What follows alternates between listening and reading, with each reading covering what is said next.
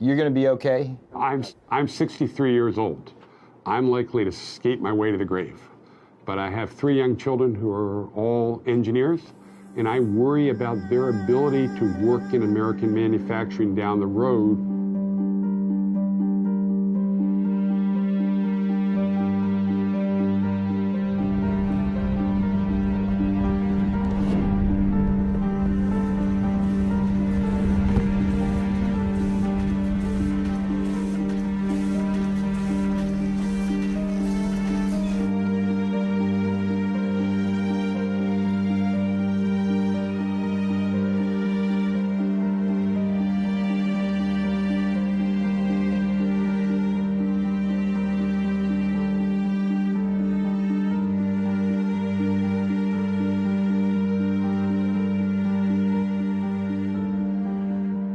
I think that the water's going to get hotter and hotter, and if there's no event to wake people up, I think China can just own more and more and more and more of our debt, and everything's fine until that magical moment when it's not, and all the sorries in the world aren't going to make that any different.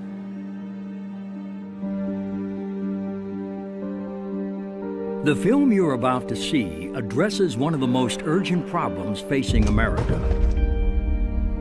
Its increasingly destructive trade relationship with a rapidly rising China.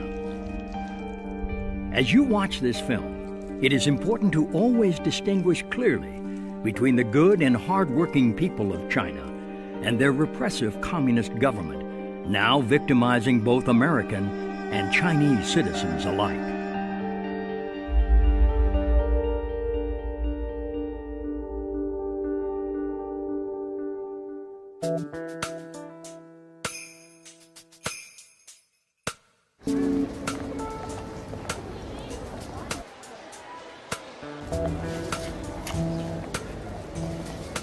I'm here to buy me a big screen TV. My first big screen, man. 40 inch, but 265.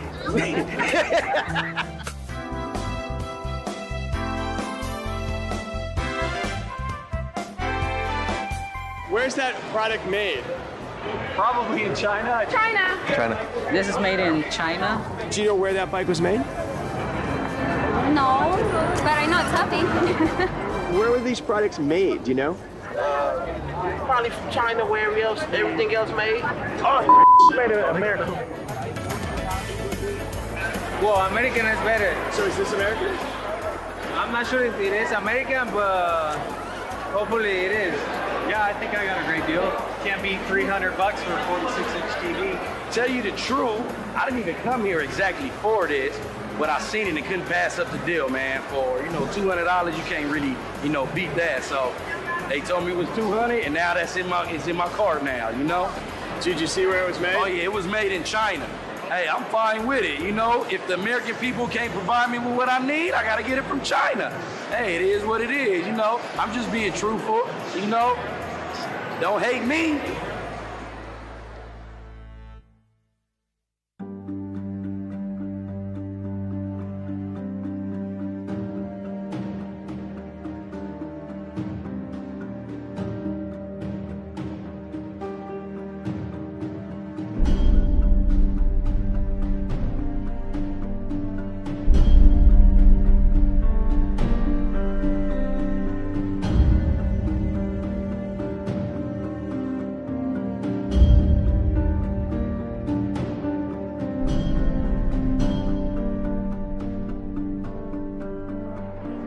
So how do you feel when Americans buy Chinese products?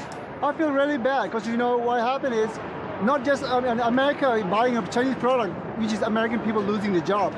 I was laid off 3 times within 6 months until I was permanently laid off. I graduated with my bachelor's in 2004. I've been out trying to use that, of course, because I spent a lot of money going to school, and I haven't been able to find anything. China, I think, is responsible for, wiping out a good deal of the manufacturing that we have or had in Northeast Ohio.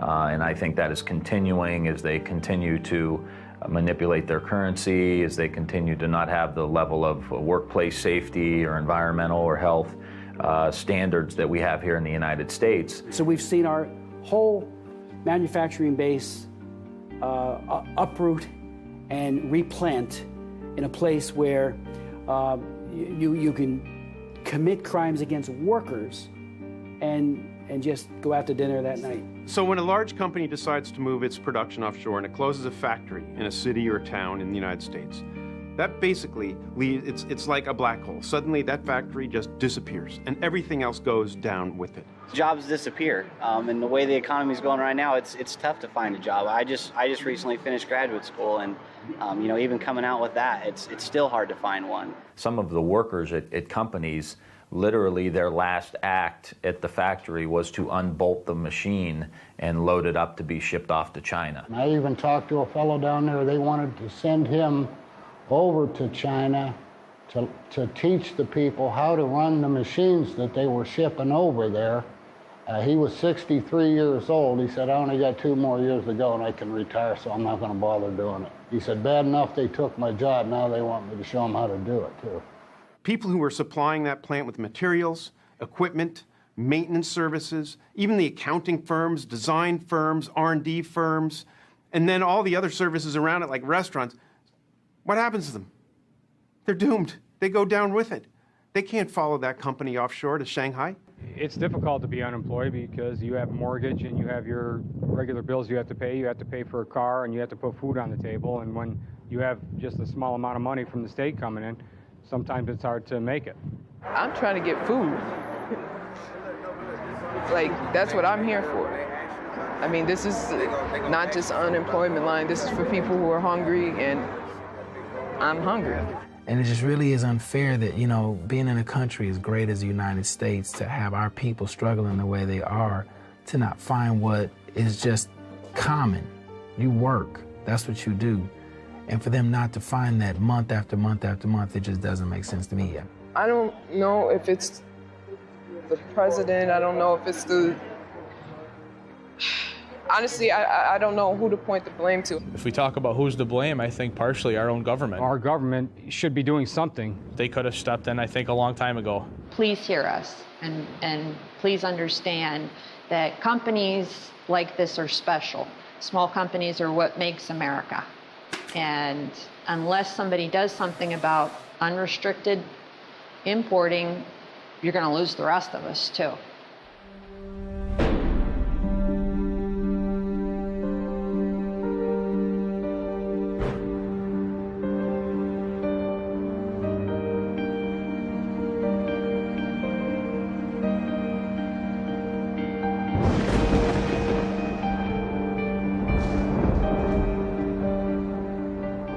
Never had a really big and hostile country come into our markets. And most of the international competition we have faced from Japan, from Germany, from the rest of Europe has come without a sense that behind it was a government that has sought confrontations with the United States on a regular basis. The WTO, it's not based here. I mean, who in the United States is on the WTO? Does anybody know?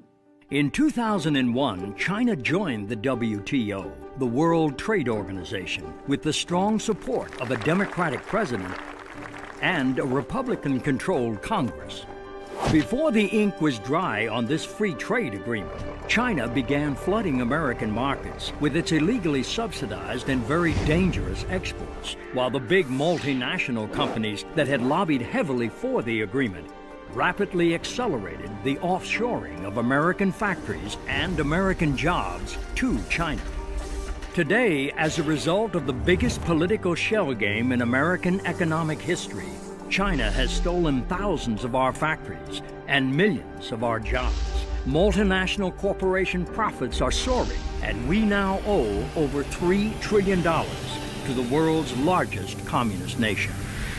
This was not how it was supposed to turn out. Ladies and gentlemen, the President of the United States. When William Jefferson Clinton was selling China's entry into the World Trade Organization to the American people.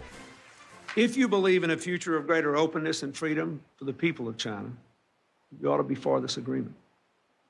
If you believe in a future of greater prosperity for the American people, you certainly should be for this agreement. If you believe in a future of peace and security for Asia and the world, you should be for this agreement. This is the right thing to do. It's an historic opportunity and a profound American responsibility. In pushing for China's entry into the WTO, President Clinton embraced a doctrine dating back to President Richard Nixon, known in Washington circles as the policy of engagement. Peking, historic site for an unprecedented meeting between East and West. President and Mrs. Nixon arrive, and Premier Zhou Enlai is on hand to extend an official welcome to the presidential couple. It's Mr. Nixon's initial move toward his self-proclaimed goal, a generation of peace. Here, President Clinton offers his own vision of the goal of engaging China.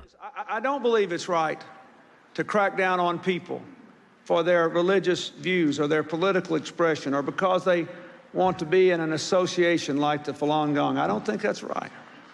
But I don't believe that we will have more influence on China by giving them the back of our hand. In masterfully arguing for China's entry into the World Trade Organization, President Clinton promised the brightest of futures for both American workers and American manufacturers. Economically, this agreement is the equivalent of a one-way street. It requires China to open its markets with a fifth of the world's population, potentially the biggest markets in the world. For the first time, China will agree to play by the same open trading rules we do. Never happened before. For the first time, our companies will be able to sell and distribute products in China made by workers here in America. And by economically engaging China, both Democrats and Republicans argued this would ultimately democratize the Chinese dragon and free the Chinese people. We have waged an intense battle in support of an important principle, and that is freedom. And the people of China and the citizens of the United States will benefit enormously. After the victory vote, the Republican House Majority leaders would celebrate the bipartisan victory with the cracking open of a ceremonial fortune cookie. Not very good at these things.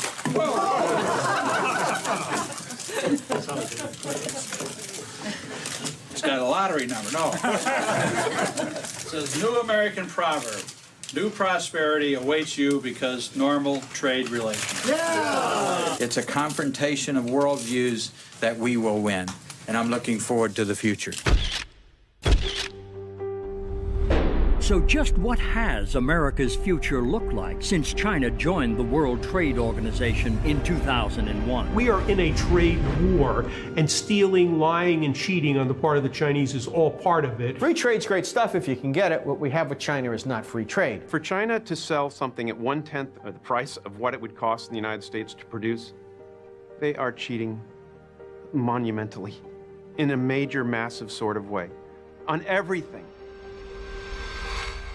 When China joined the World Trade Organization in 2001, it promised to stop cheating and play by fair trade rules.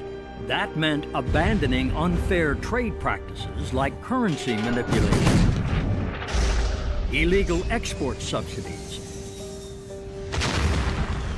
and abusing its workers. Instead, the Chinese government has used these weapons of job destruction to launch a sustained and devastating attack on America's factories and jobs, while flooding our markets with dangerous products.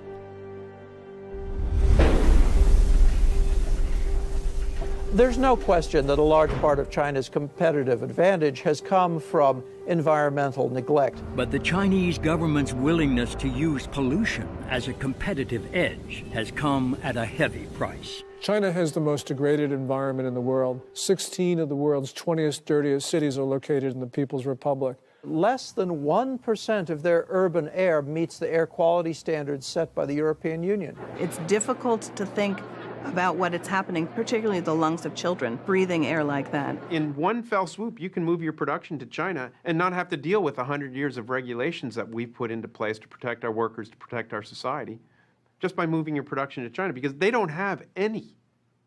They have what we had probably in 1910. The most tragic story is the cancer villages because of toxic metals in the soil, because of the pollution, because the manufacturers have not been forced to clean up their plants. And so essentially what we have is the world's most degraded environment. Whether you're talking about heavy metals pollution, air pollution, water pollution, China's got it all. And particularly for heavy industries like chemicals or steel, the ability to wantonly pollute in China adds up to a huge cost advantage in the global marketplace. If a company like Bao Steel in China is allowed to dump pollution into the Yangtze River when, say, United States Steel Company is not allowed to do the same in the Ohio River, that's going to be a source of competitive advantage for the Chinese because pollution control costs money. It provides them an economic advantage in environmental cost of approximately $40 a steel ton, or represents about 5% of the cost of producing that steel. Is a 5% cost advantage significant? In the steel industry, 5% cost advantage is greater than our profitability. And here's the ultimate irony. The more we allow our American multinationals to offshore production to China, the more total global pollution we create. And a good bit of that comes right back to America by way of the jet stream. Carbon emissions in China per $1,000 of GNP are 7 times what they are in the United States. That leads to carbon emissions and particulate matter falling all along the coast of the United States. 25% of the particulate emissions falling in California are from Asia in general and China in particular. There are good and bad reasons why goods are cheap in the international economy. The good reason is that somebody's a good producer, that they're quick, that they get the product to market, they have good technology, that their workers are efficient and well-trained. The bad reason is that the workers are treated like dirt. When the workers in China are being abused, then workers in America have a tougher time competing against them. As an employer in China, do you have any regulations that you have to deal with, like OSHA, labor regulations? Do you have to pay even Social Security or Medicare? Do you have to protect your workers in difficult or unsafe conditions? No. No, no, no, no. No, you don't. You go to prison if you try to form a labor union. Freedom of association, the right to organize and bargain collectively are completely absent in China today. There's no equivalent to OSHA, occupational safety regulations, and they lose about 130,000 men and women to, and that's the ones they report on, to accidents per year that many of which could be prevented with good protection. They don't comply with their own child labor laws, prison labor laws, health and safety laws, minimum wage laws. Well, there's a Dr. Lee who lives in New Jersey who was actually an American citizen, and he was in China and he was arrested and kept in one of their work camps for 3 years. When he was finally released, thanks to pressure from the American people, he came back to New Jersey and he was in a store and he saw these big slippers he'd made in the work camp. Every day, 12, 14, 16 hour day, you have a quota. Okay, if you cannot finish the quota, you will get a punishment. You will go to solitary confinement. And the police always say, good labor, good food. Less labor, less food. You don't labor, no food. How can Walmarts or anyone else in the United States allow production facilities in China to sell garments, chopsticks, Christmas decorations are made in forced labor camps? You can go to China, go to every prison camp. You can see what are the prisoners doing. Everybody very busy. What are they doing? Put a button on the shirt. What are they doing? Making the rubber boots. What are they doing? Crowded together, assemble the Christmas lights.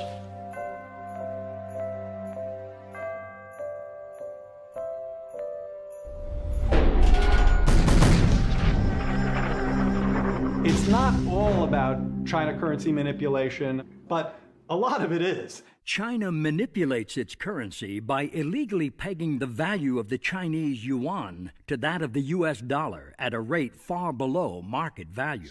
Most economists would say that China gets anywhere from a 25 to 40 cent advantage for every dollar. So it's like having a tariff on goods coming from the United States of 40 or 50% by the amount that they're underpricing the currency. it also gives their exports to the United States a subsidy of 40 or 50% to capture our market and knock out domestic industries that might be competing with them. Simply, an undervalued currency makes Chinese coffee makers $10 a piece instead of $15 or $20, and it makes American cars in China $30,000 instead of $25. In other words, China's manipulated currency acts as a huge subsidy to Chinese exports to America and an equally big tariff barrier blocking American exports to China. The result, more jobs in China, fewer jobs in America, and a huge and chronic American trade deficit with China. The Chinese government does not deny this. Chinese officials themselves say that they fix the value of their currencies to help Chinese workers. When Premier Wen Jiabao was in this country recently, he said, if we allow the currency to float, Chinese companies are going to go bankrupt. Okay, but what about American workers?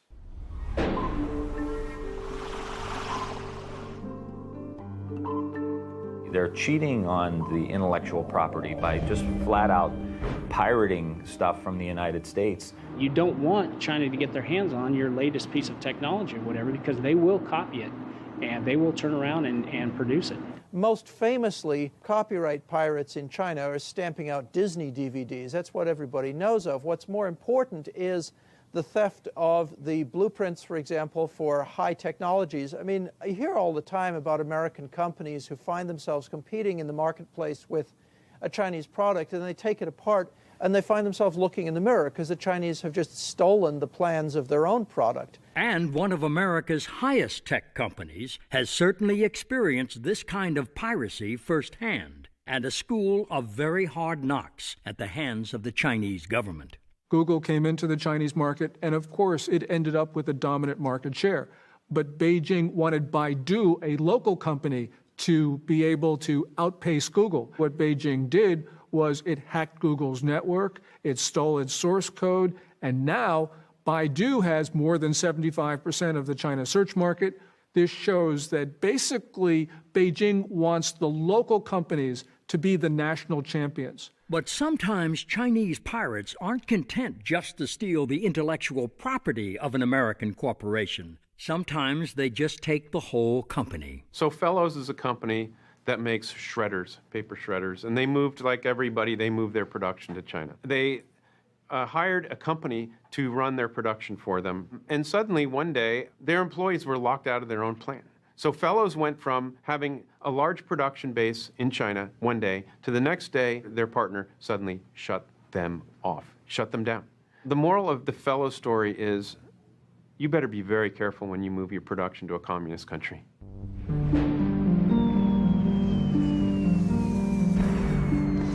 It makes no sense that China, who produces 45% of the steel in the world, has high manufacturing costs, yet sells steel at the lowest cost in the world and is growing at a rate of 7 or 8%. This growth from 100 million tons to 700 million tons, growing by 50 million tons per year, is all due to state subsidies. The problem is that American companies cannot compete because they're not competing with Chinese companies, they're competing with the Chinese government. At the end of the day, it most certainly will result in more unemployment in the U.S. and to the advantage of China. We're chumps. So just how big of a chump has America been for supporting China's entry into the World Trade Organization in 2001? It's like we're in the Super Bowl of globalization, and in fact, we're being taken apart. And in this Super Bowl of globalization, when you tally up the score on human rights abuses and consider the plight of Tibet, the torture of the Falun Gong, and the crushing of religion and democracy, this much is clear. The Chinese government is the world's worst human rights abuser on the planet today. And when you tally up the score on China's rapid military buildup, this too is clear. China is the only major nation in the world that is preparing to kill Americans. And of course, when you count the jobs lost and factories gone, and millions of Americans out of work. American manufacturing has been in an absolute crisis over the last decade. 5.5 million manufacturing jobs gone. 57,000 manufacturing facilities closed in this nation. So you're in a massive jobless recovery. You've got 28 million women and men who are in various stages of unemployment, twice the official number. When you tally up all these scores, it's crystal clear that China's entry into the World Trade Organization has been both a losing and a very dangerous proposition. Even as America has all but completely surrendered its manufacturing base to China. We don't make a single cell phone in the United States. Not one is made in the United States. There is not a single modern flat panel display factory in the United States. Does that matter? Are flat panel displays important for military applications? I think so. They're widely used. Every airplane, every helicopter has them. The United States right now is unable to put a single military aircraft into the sky without using components built by potential adversaries. We produce about $3 billion worth of printed circuit boards in the United States. China produces almost $20 billion. Machine tools, where we produce $2.7 billion. China's consumption was 10 times that amount. If you don't have a machine tool industry, do you have an industry? It's a basic component of an industrial economy. But what about those green industries that some of our politicians say will create the jobs of the future? That's one of the reasons why we're accelerating the transition to a clean energy economy and doubling our use of renewable energy sources like wind and solar power. Steps that have the potential to create whole new industries and hundreds of thousands of new jobs in America. But here's the grim reality. We produce 4% of the world's global output of solar. One of the things happening in the market right now is it's being swamped by low-cost multicrystalline and polycrystalline silicon solar cells from China. We don't make computers. We don't make printers. We import 99% of our shoes.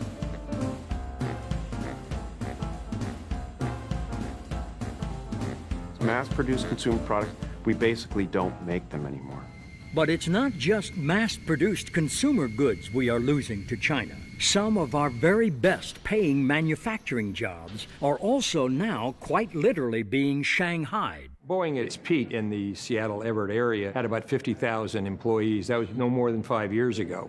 20,000 of those jobs have now moved to China in just the last 5 years. Apple employs 26,000 people in its design of making new products. It employs, through Foxconn, 700,000 manufacturing workers in China.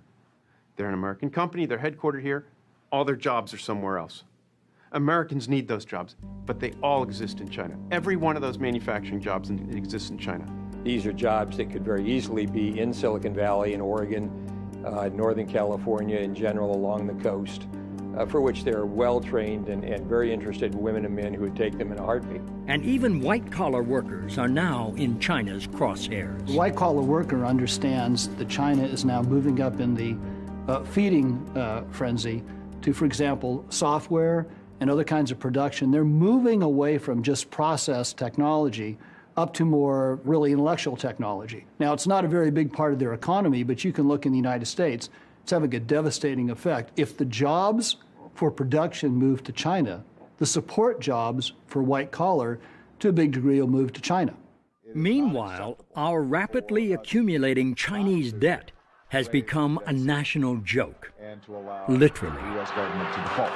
That's right. China's mad at President Obama for meeting with the Dalai Lama. I mean, come on. Obama doesn't owe them anything, except like $14 trillion.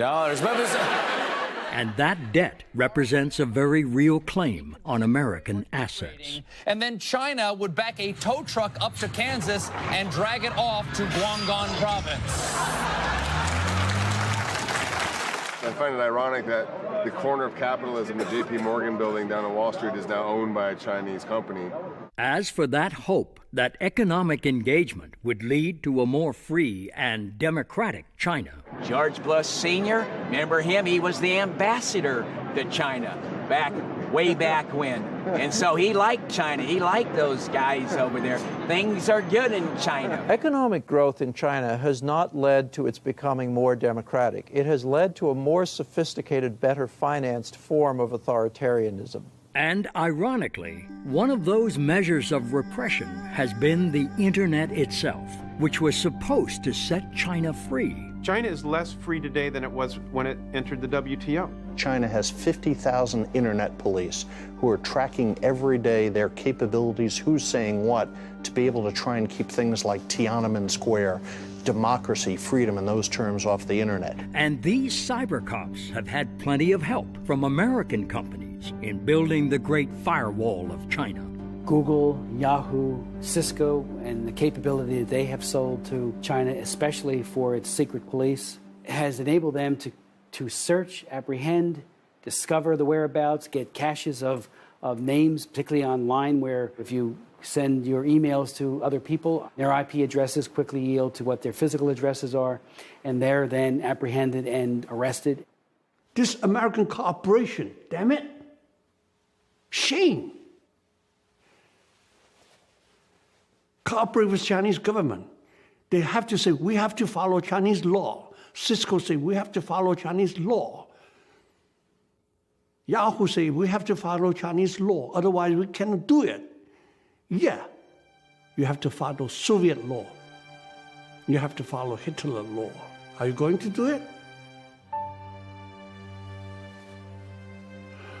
Perhaps the most shameful answer to that question may be found in Yahoo's role in the jailing of a Chinese citizen named Shi Tao. Here's a guy, a journalist, who sent information to an NGO about what they couldn't say or do as the Tiananmen Square Remembrance Day was coming up, or days, and he sent it to the New York NGO. Chinese government knocked on the door of the Yahoo people, asked for the information. They just coughed it right up, and Shi Tao got 10 years for that. As for those Falun Gong practitioners and other dissidents singled out by President Clinton, I had a hearing on the Falun Gong and how they're throwing these people in jail by the thousands and they're harvesting organs. The way it works is that if somebody wants a liver, say, they fly to Shanghai and they probably go check into the #1 People's Hospital in Shanghai. A military surgeon, probably in uniform, one I'm thinking of, comes up and does the Bishop tests and the blood tests and so on. Then he or she looks on the computer list and says, oh, there's a match out in work camp 400. The poor victim who matches what your organs need is dragged into a sort of hospital, given a light anesthetic in most cases, and never wakes up because they take not just one kidney, they take both kidneys, the liver, heart, everything, and their body is then burned, and the People's Liberation Army flies the organ to Shanghai from wherever the camp happens to be, and you're told you're getting the organ from a convicted murderer or something.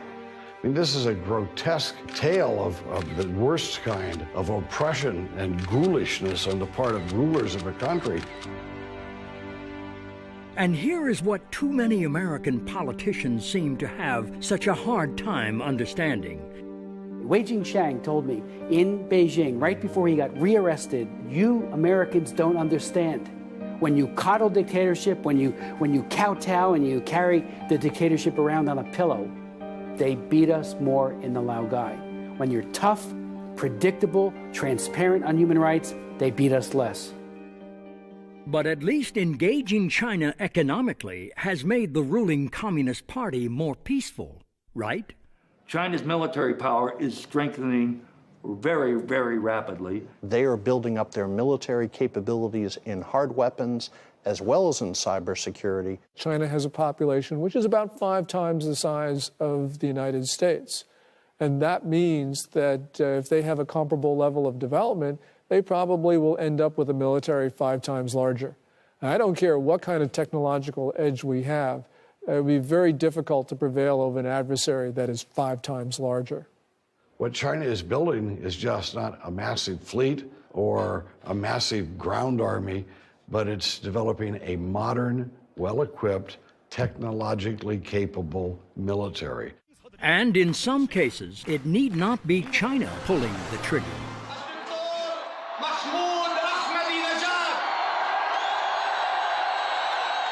Or launching the missiles, as the case may be.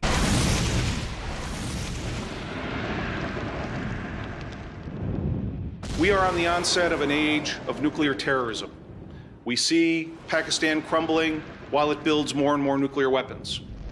Why does Pakistan have nuclear weapons? Why does it have the missiles to deliver them? Because of China.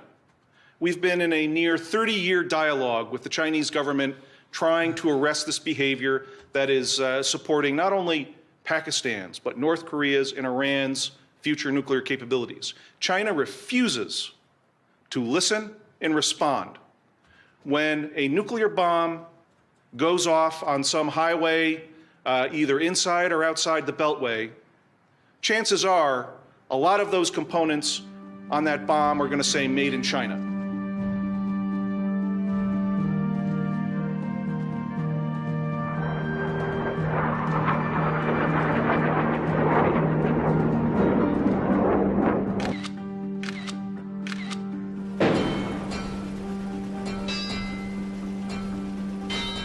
I had my children's Thomas the Train sets recalled because the ink on the red ones was lead foil. They're not only ruining our economy, they're poisoning our children with the toys that we give them. I want to be careful about what products I buy because I want to know that they're safe and they're good. I want to be careful about what products I buy because I want to make sure that the people who are producing those are being treated properly. And I want to be careful about the products I buy because I want to make sure that the people in my community are people who are able to have jobs at a decent wage. And all of those things are tied together. Every time a consumer walks into a Walmart, first thing they have to do is be aware enough to look for the label. Then when they pick up that good and it says made in China, I want them to think, it might either break down or it could kill me. Number one, this thing, if I buy it, might cost me or someone in my family or my friends their job. Lastly, hey, if I buy this, that money's going to go over to help finance what is essentially the most rapid military buildup of a totalitarian regime since when? The 30s. I mean, make no mistake about that. 91% of every product in a Walmart store is manufactured in China. Walmart spent $50 billion in China 2 years ago. If Walmart were a country, they would be China's fourth largest trading partner. When an American goes into a Walmart and buys a product made in China, that person is thinking just price. If you're a person on a pension shopping at Walmart, you kind of like the Great Wall of Mart. But what they really need to think about is how that product got there. It got there because you have a predatory system which is really trying to undercut American manufacturers and therefore American workers. And when a consumer goes into Walmart, picks up a good made in China, what do you want them to think about before they get to the cash register? Think about your relative that just got laid off or the factory that just got shut down. Think about the school that is doing with less because the manufacturing base has gone and the tax base has left. Think about the lower income that you're receiving now because we're not making products and we're not buying our own products. When Americans buy a product from Walmart, I want them to remember the children, the family, the workers who has earned very, very little from those products. This is not just an economic matter, this is a security matter because the Chinese government has made it clear that it wants to undermine America's role in the world. So, yeah, things are cheap at Walmart, but we have to understand the consequences. But even if you don't want to consider the broader economic or national security consequences of consuming goods made in China, you may at least want to think about your own personal safety and that of your family. If you put it in your mouth or the hands of a child, don't buy it from China. Over the last 5 years, we've had a number of scandals involving Chinese products. And these products have killed people not only in China, but also in the United States. Do you want to buy pipe for your residential community that's going to put all the water into everybody's houses that is tainted with arsenic and mercury so that it'll leach out into your water so that when you turn on your spigot in your house, you're suddenly contaminating yourself because that pipe was made cheaper in China? Goodyear Tire outside of Montreal that closed about 4 years ago and put 850 people out of work. Moved the production to China because they could make tires, I think it was for $4 a tire cheaper. And not long after they they started up in China, the transportation agency in the U.S. said the tires being produced there were unsafe. I mean, is this what corporate America or corporate Canada thinks is the way they should be conducting themselves? I don't think so. We're importing a lot of their apples. They spray them with Alar. You know, that's illegal in the United States. You want DDT on your apple? Buy it from China, and we're buying a lot of apples from China. We're buying everything from China, and there are no environmental controls.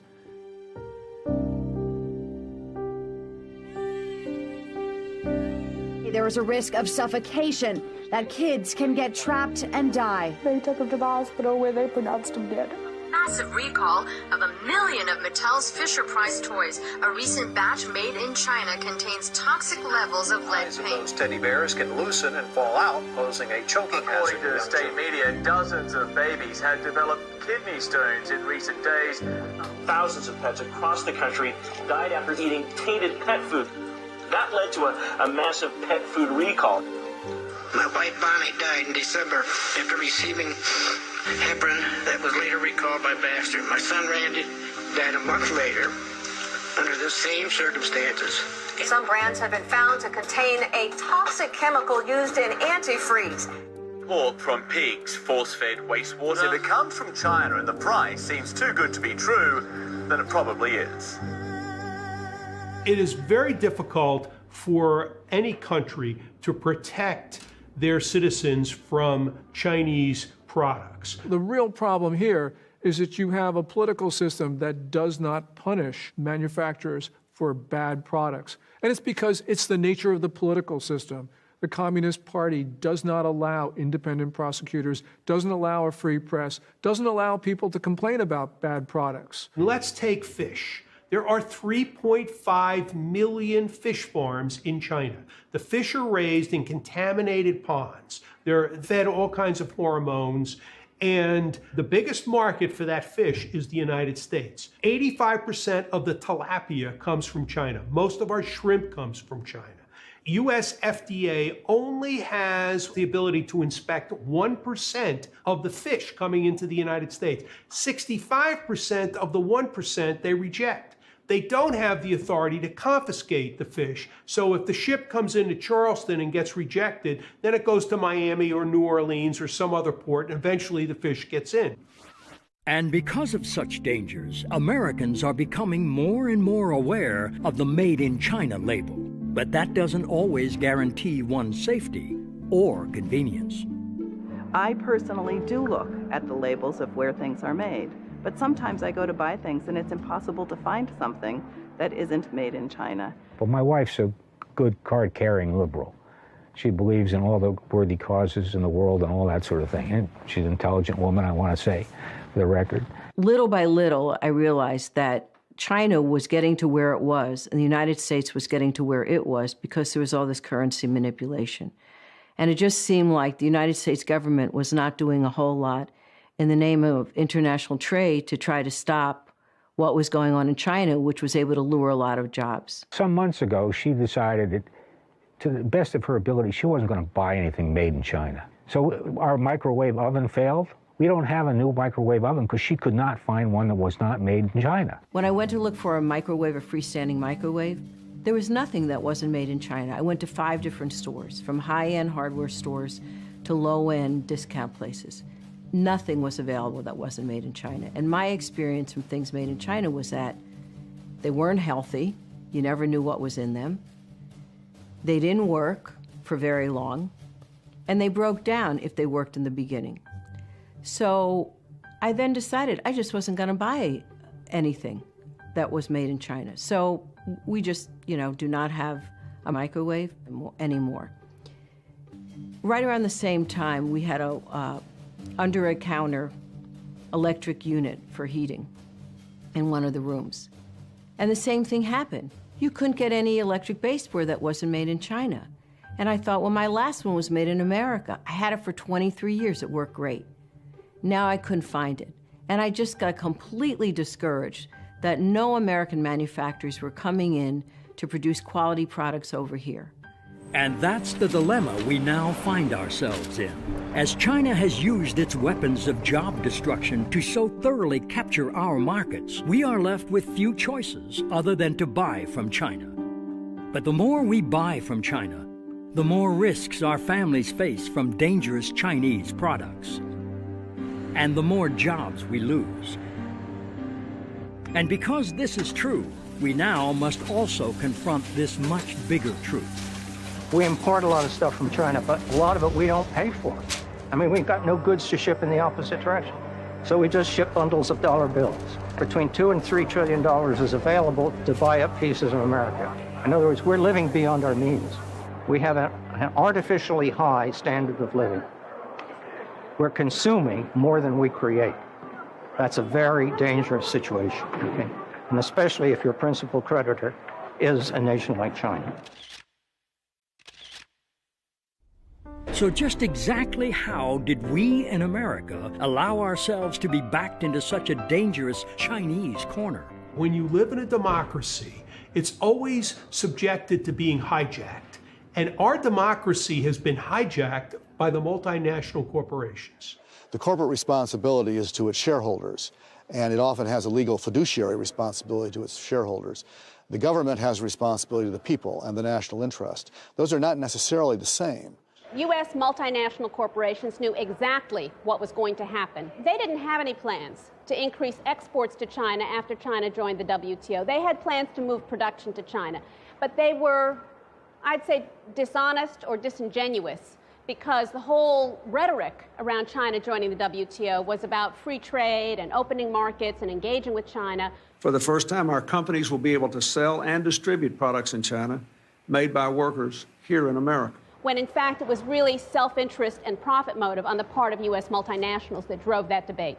And U.S. China Commissioner and businessman Dan Slane knows firsthand just how this offshoring shell game is working since China joined the World Trade Organization in 2001 and began flooding American markets with illegally subsidized exports.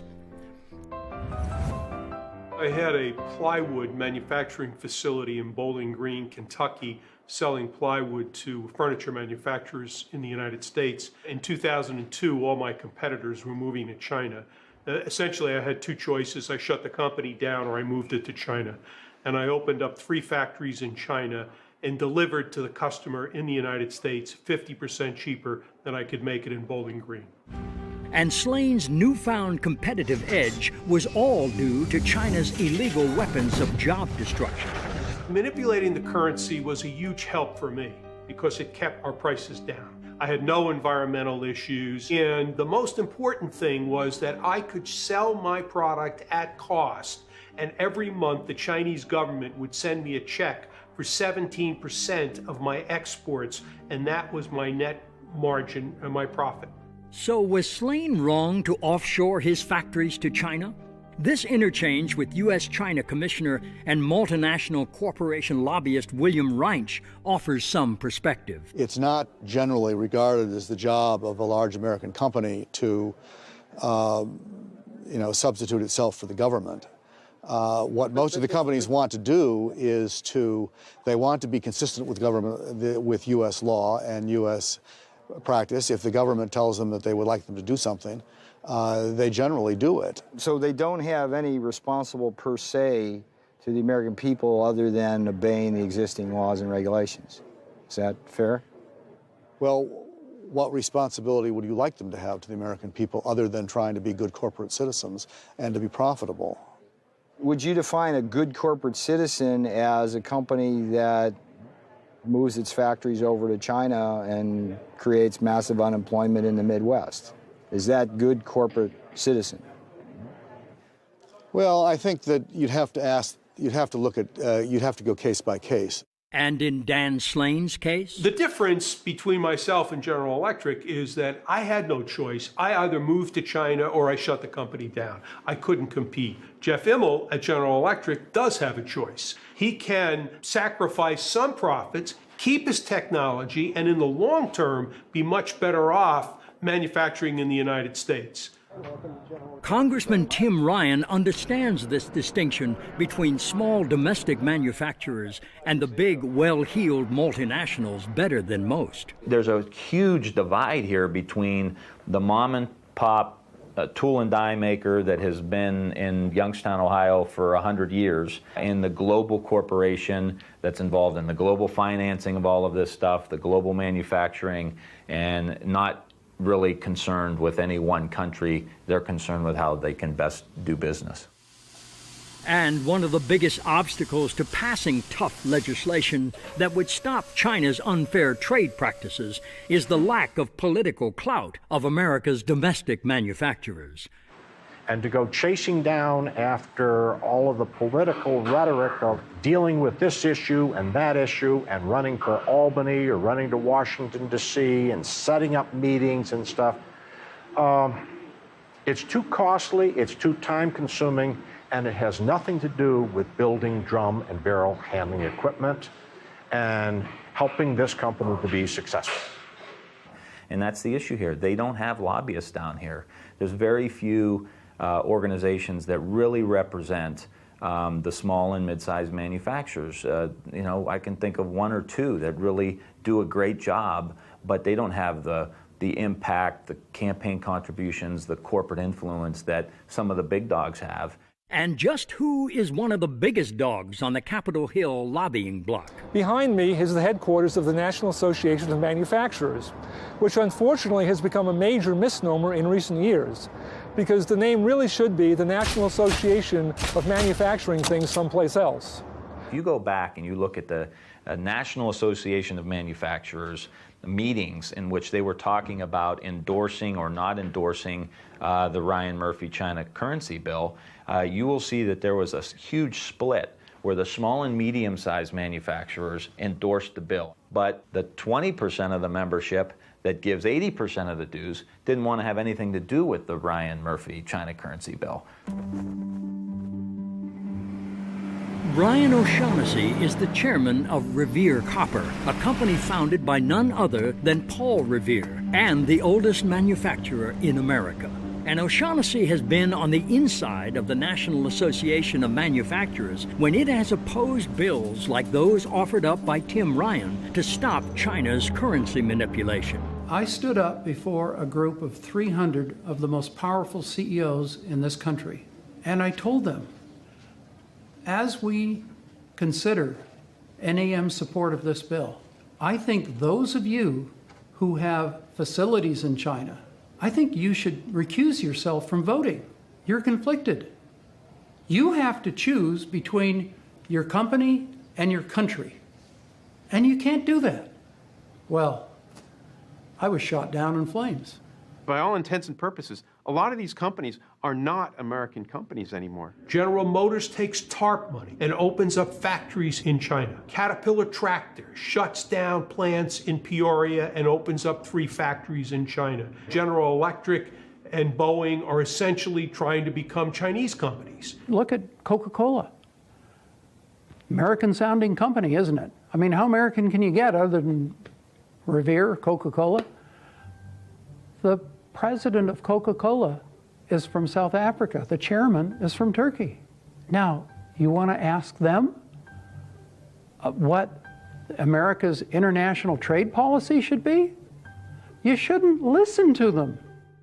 While Coca-Cola's executive suite may look like the United Nations, it is purebred American CEOs from companies like Cisco, Ford, IBM, Honeywell, Motorola, Intel, and Apple that keep sending so many of our jobs to China. We design the iPad, great. We get the profits from the iPad, fine. We don't get the jobs. Profits versus jobs. That's a conflict Ralph Gomery sees as the root of America's offshoring problem. They are pursuing maximizing profit. That's their goal. The country is losing the wage bill, and its goal is to have wages.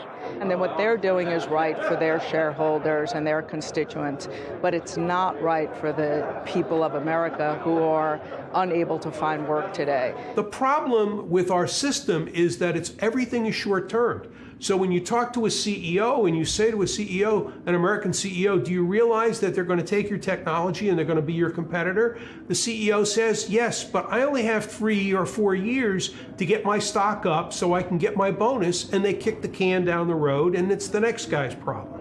This will end badly for all of us, but everybody is so short-term in thinking and in their tenure that they're willing to take chances that are right for today that they probably know in their minds is long-term bad for America tomorrow.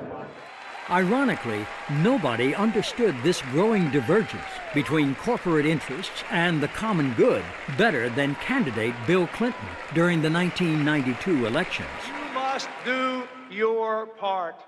You must be responsible. American companies must act like American companies again, exporting products, not jobs.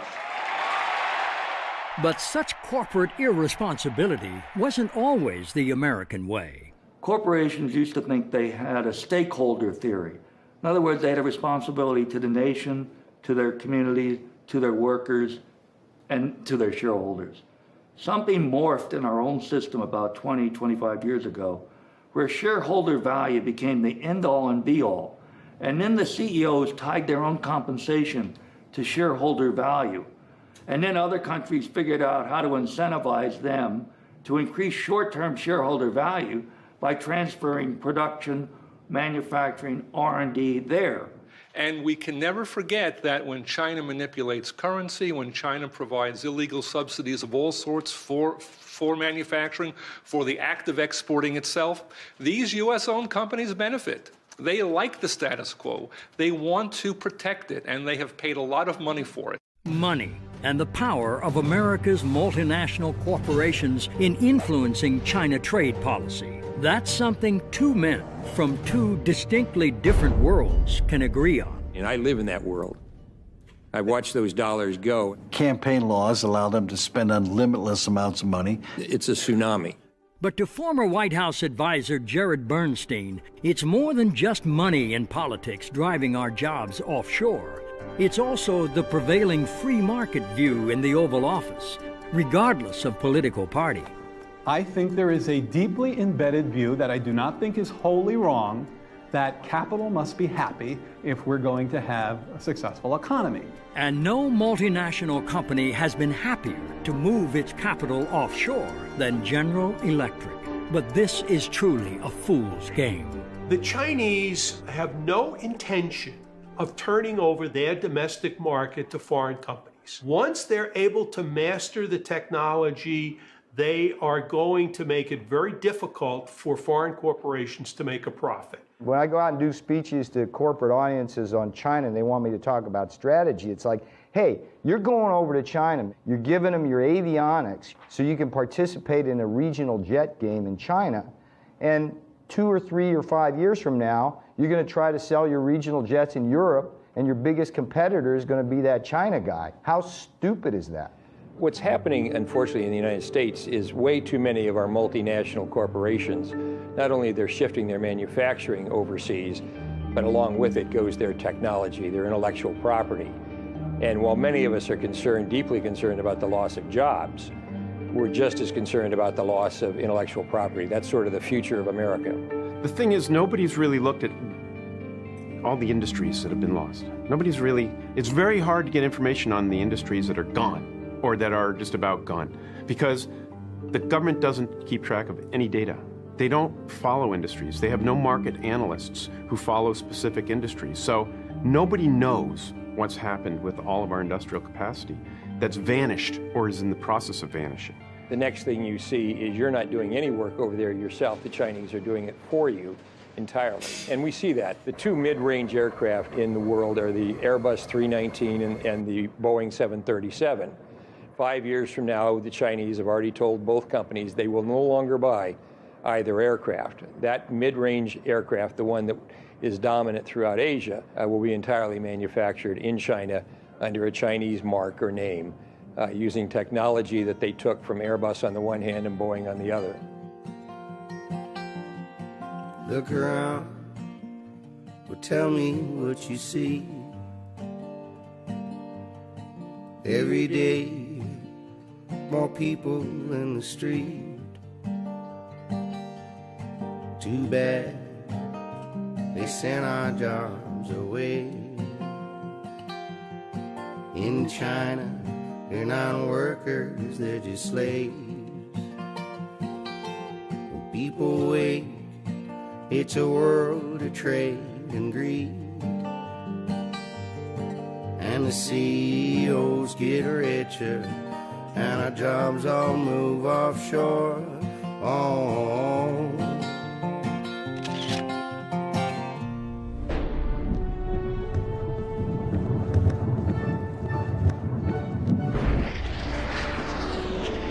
The Soviet Union could make an unbelievable intercontinental ballistic missile, but they couldn't make a loaf of bread. Now, we can make a stealth fighter, but we can't make a pair of shoes. You can't be a world power if you don't make anything but hot air.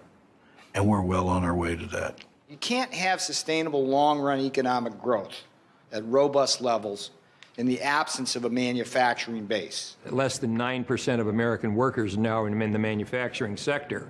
We as a country can't survive into the long term with under 25% of our women and men making things. Manufacturing jobs have a higher multiplier than service industry jobs. That is to say, every one manufacturing job that you bring into a community ultimately supports half a dozen other jobs. If you are honest about how jobs have evolved in the United States, small business arose only when there was a stable manufacturing base put under them. My mother, and many mothers of yours, I'm sure, up on the commission, they gave themselves home permanence. It was only when there was a stability of middle-class incomes that you had beauty parlors and nail salons and pizza parlors and McDonald's and all of the things we think of as small business. Every one manufacturing job that you bring into a community ultimately supports half a dozen other jobs. Those manufacturers provide the good-paying jobs in our community, and it's the jobs that a father or mother can work at the factory, raise their family, have some health care, have a safe pension, donate a little bit of money into the basket in church on Sunday, vote for the school levy, vote for the police and fire levy to help build strong communities. And when those factories got wiped out and they went from 200 to 30 people, it becomes very difficult for these communities to sustain themselves.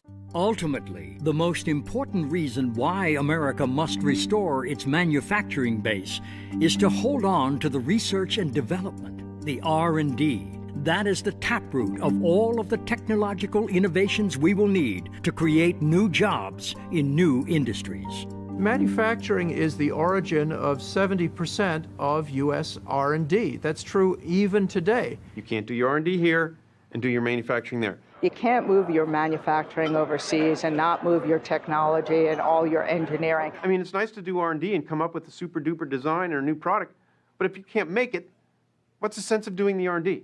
When we say we've kept our technology or our IP, but we've moved our manufacturing, that's just not true. It's an impossible feat. They're totally coupled. So as manufacturing has moved offshore, R&D has gone right with it. So as we move more and more manufacturing over to China and people can re-engineer and understand how things are made, we are teaching the country how to compete with us, and ultimately they are. So that the new products, the next cutting-edge product, is being developed there where the manufacturing's going on in China, rather than here where the manufacturing was and now is no longer.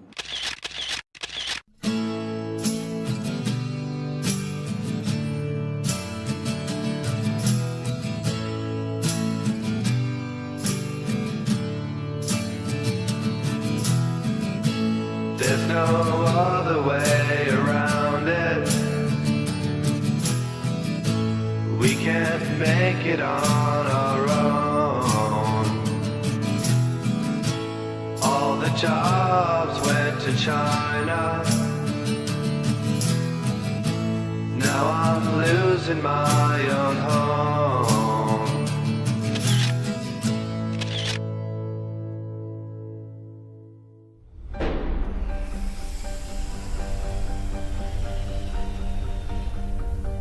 We need to change course. We need definitive U.S. action. We need to show the Chinese that there are limits, that they have to be responsible citizens, and if that they're not responsible citizens, there are consequences. I like the idea of doing business with China.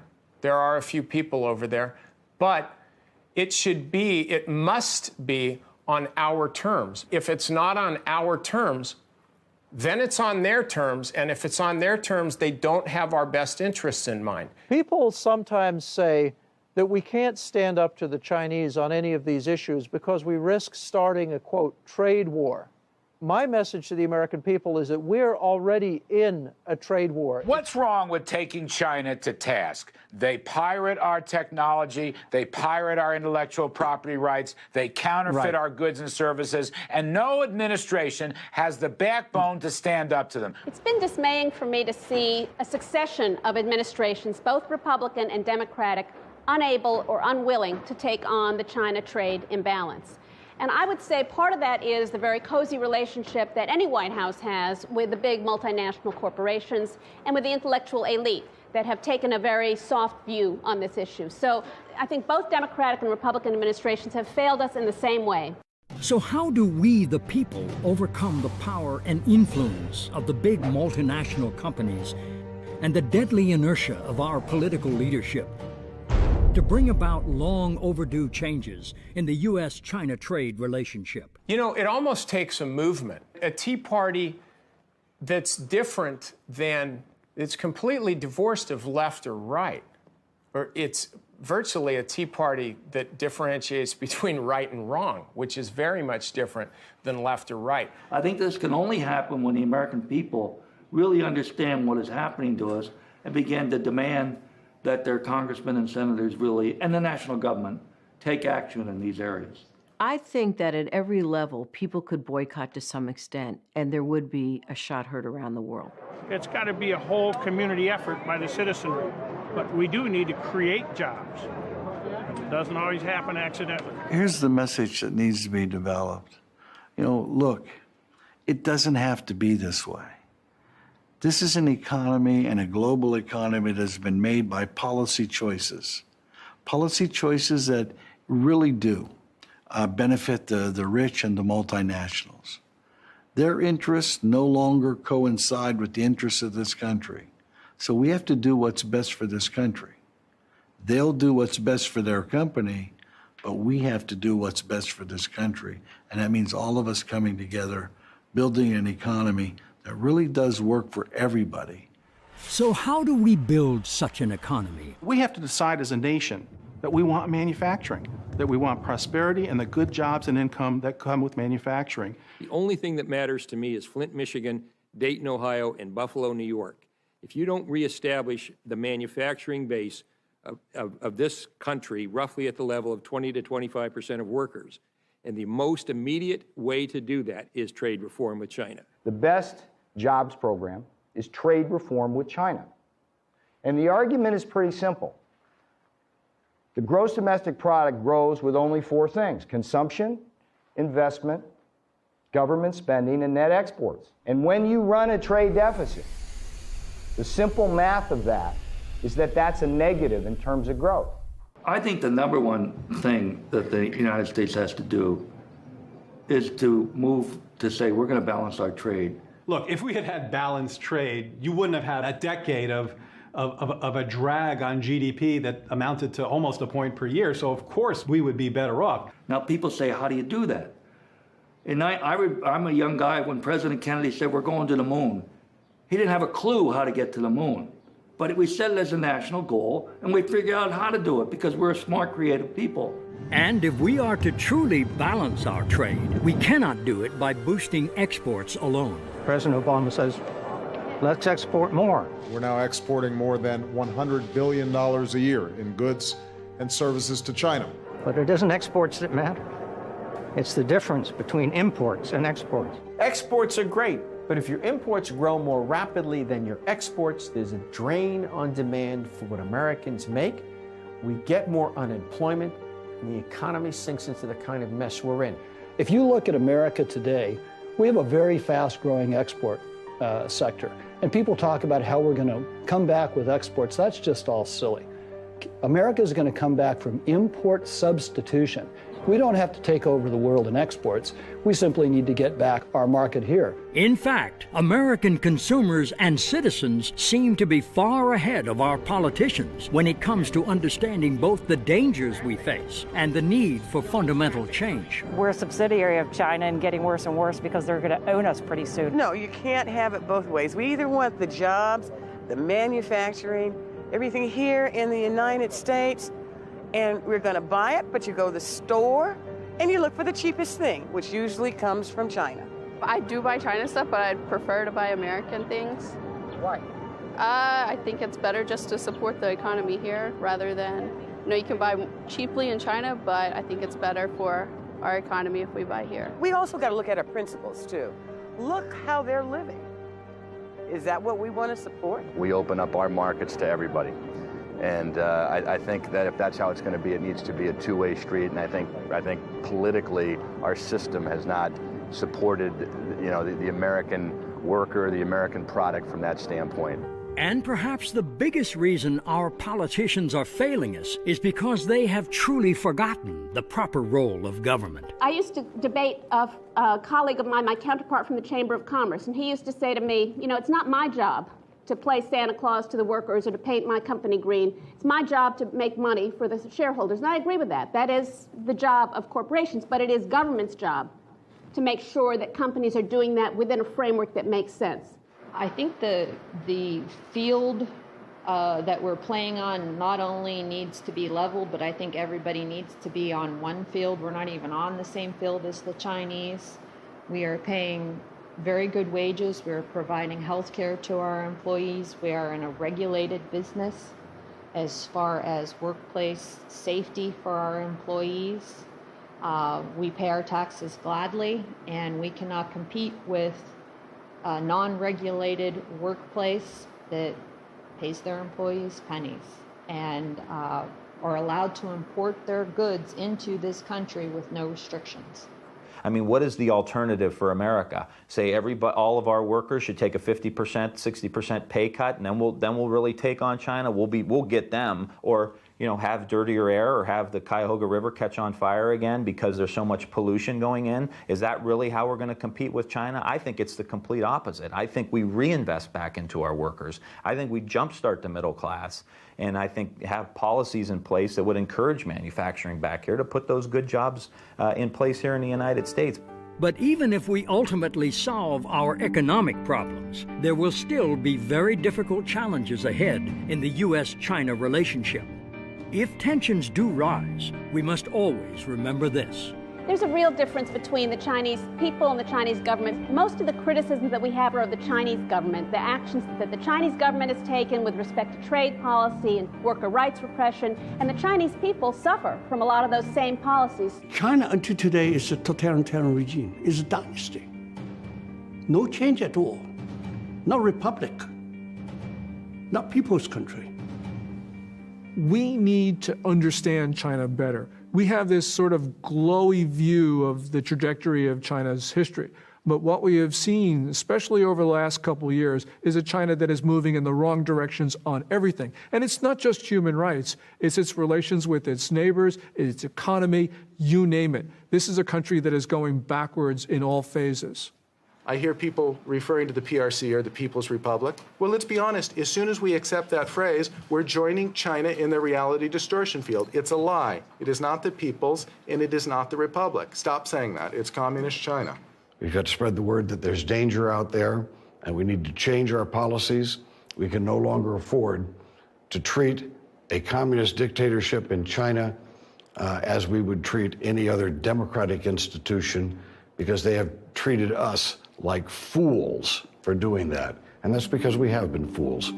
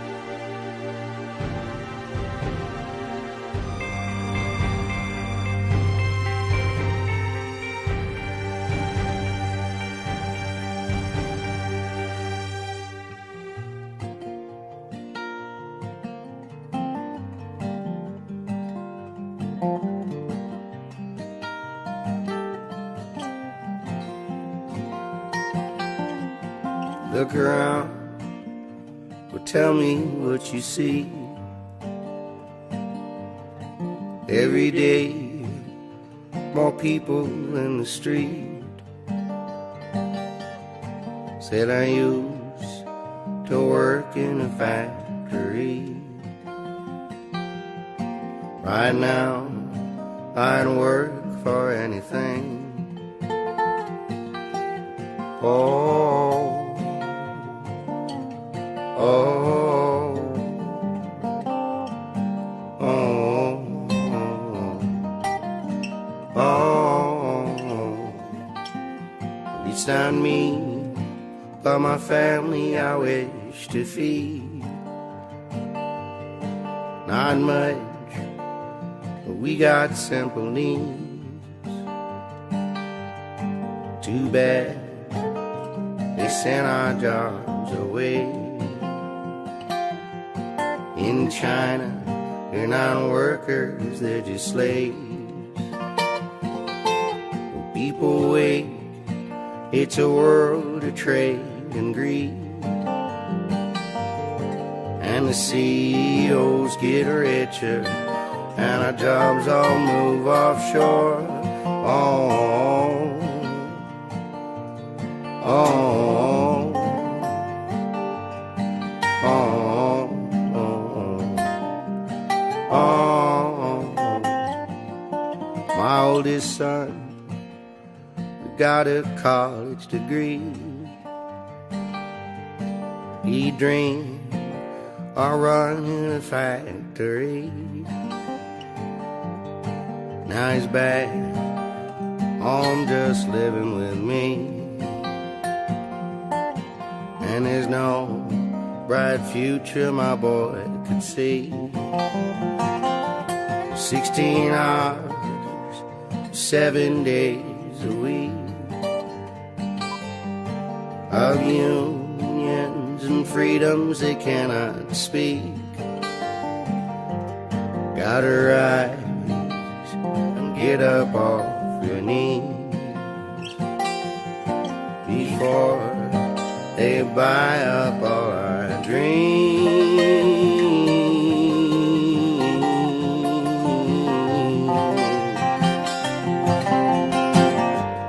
We go to the store and spend our money,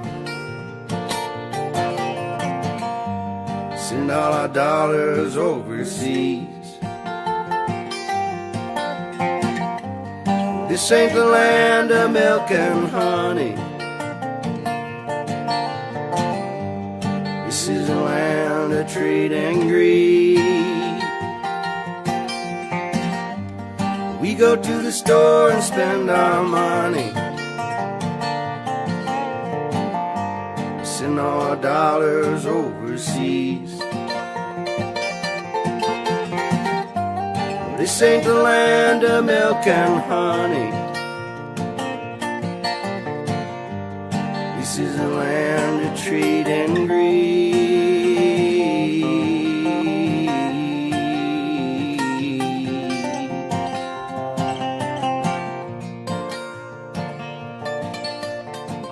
And this whole notion that what's good for multinationals is good for America, that's completely wrong.